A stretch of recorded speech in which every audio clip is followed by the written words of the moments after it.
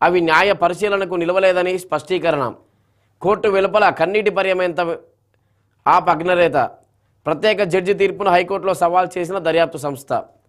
Court తీర్పు అనంతరం మీడియాతో మాట్లాడుతూ భావోద్వేగానికి గురైన కేజ్రీవాల్ దేశవ్యాప్తంగా సంచలనం సృష్టించిన ఢిల్లీ మద్యం కేసులో ఆమ్ ఆద్మీ పార్టీ అగ్రనేతలు అరవింద్ కేజ్రీవాల్, మనీష్ సిసోడియా, తెలంగాణ జాగృతి అధ్యక్షురాలు కల్వకుంట్ల కవితకు భారీ ఊరట లభించింది. వారితో పాటు మరో 20 మందిపై నమోదైన అభియోగాలను ఢిల్లీలోని రౌజ్ అవెన్యూ కోర్టు శుక్రవారం కొట్టివేసింది. వారందరికీ కేసు నుంచి విముక్తి కల్పించింది. స్పష్టమైన ఆధారాలు లేకుండా ఉద్దేశపూర్వకంగా కేసులో ఇరికించారని కేంద్ర దర్యాప్తు సంస్థ సిబిఐపై మండిపడింది. అయితే ట్రయల్ కోర్టు తీర్పును సవాల్ చేస్తూ సిబిఐ వెంటనే ఢిల్లీ హైకోర్టులో అప్పీల్ దాఖలు చేసింది. దర్యాప్తులోని పలు అంశాలను న్యాయస్థానం పరిగణలోకి తీసుకోలేదని సిబిఐ ప్రతినిధి వ్యాఖ్యానించారు.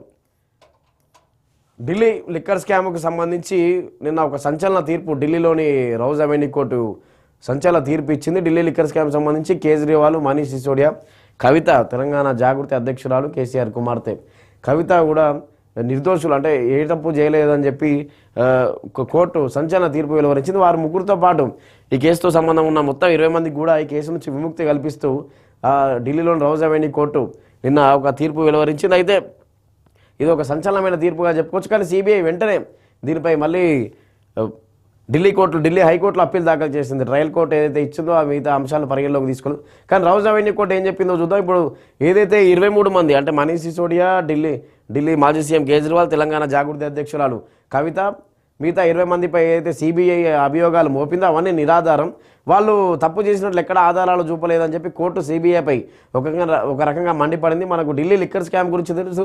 ఢిల్లీ నూతన మద్యం విధానం ఏదైతే ఉందో లిక్కర్ పాలసీకి సంబంధించి అవకతవకలు జరిగాయి. ముడుపులు 1000 కోట్ల ముడుపులు, 100 కోట్ల ముడుపులు అందాయి ఆమ్ ఆద్మీ పార్టీకి అని చెప్పి అందులో అప్పటి సీఎంగా ఉన్న అరవింద్ కేజ్రీవాల్, డిప్యూటీ సీఎంగా ఉన్న మనీష్ సిసోడియా సహా ప్రస్తుత తెలంగాణ జాగృతి అధ్యక్షురాలు, అప్పుడు ఎమ్మెల్సీగా ఉన్నటువంటి కవితను సైతం పోలీసులు సిబిఐ అధికారులు అరెస్ట్ చేశారు. ఈడీ కేసులు కూడా నమోదు చేసింది రెండింటి మీద.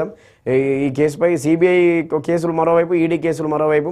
ఢిల్లీ లిక్కర్ స్కామ్ అనేది 2023లో అంటే దర్యాప్తు వెళ్తున్న కొద్దీ 2000 కీలక దశకు చేరుకొని వరుస అరెస్టులు జరిగాయి. 2023 ఏప్రిల్లో కవిత అరెస్ట్ అయిన తర్వాత కేజ్రీవాల్ అరెస్ట్ అయ్యారు. అంతకుముందే ఢిల్లీ మాజీ deputy CM Manish Sisodia arrest అయ్యారు. వీళ్ళంతా జైలుకు వెళ్ళి జైలులో ఉండి తర్వాత బెయిల్పై ఒక్కొక్కరుగా బయటికి వచ్చారు.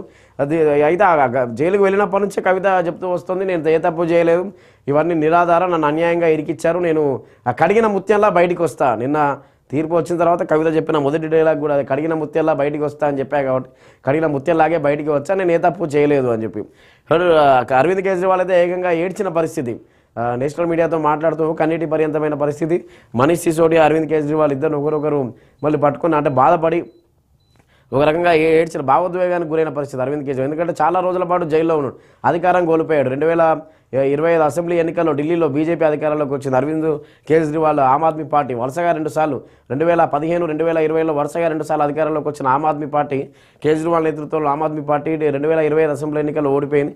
ఇది ఢిల్లీ లిక్కర్ స్కాము కేసులో ఇరుక్కోవడం, జైలుకు వెళ్ళడం ఇవన్నీ ప్రభావం చూపించాయి ఢిల్లీ అసెంబ్లీ ఎన్నికల్లో. అయితే ఇప్పుడు కవిత కూడా ఇప్పుడు బీఆర్ఎస్ ఓడిపోవడానికి కూడా ఢిల్లీ లిక్కర్ స్కామ్కు అభియోగాలు కవితపై రావడమే అని చెప్పి కూడా నిన్న కేటీఆర్ ఒక గతంలో కామెంట్ చేశాను. నిన్న కూడా అన్నాడు, కవితకు క్లీన్ చీట్ ఇవ్వడాన్ని స్వాగతిస్తున్నాం, కానీ దీనివల్ల మేము బీఆర్ఎస్ ఓటమికి కారణమైంది, తప్పుడు అభియోగాలు మోపారని.